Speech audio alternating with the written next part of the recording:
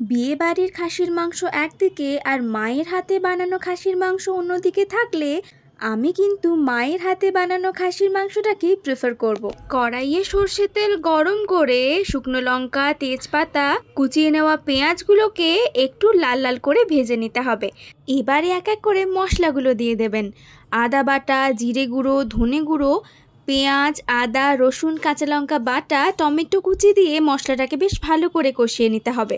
ব্যাস, তারপরে আমি ব্লান্ডার করে ফেলেছি। মা বলেছিল খাসির মাংসের জন্য আলুগুলোকে সর্ষের তেলে বেশ ভালো করে ভেজে নিতে, কিন্তু আমি সেটা করতে গিয়ে পুড়িয়ে ফেলেছি। কি আর করা যাবে, তারই মধ্যে থেকে কিছু ভালোগুলো বেছে নিয়ে সেই আলুগুলোকে মশলার ওপরে দিয়ে তার ওপরে স্বাদমতো হলুদ গুঁড়ো আর কাশ্মীরি লঙ্কার গুঁড়ো দিয়ে মশলাটাকে ভালো করে কষিয়ে নিয়েছিল মা। তারপর 1 চামচ টক দই দিয়ে প্রেসার কুকারে নুন হলুদ দিয়ে সেদ্ধ করে নেওয়া খাসির মাংসটাকে এই মশলার ওপরে ঢেলে দিতে হবে।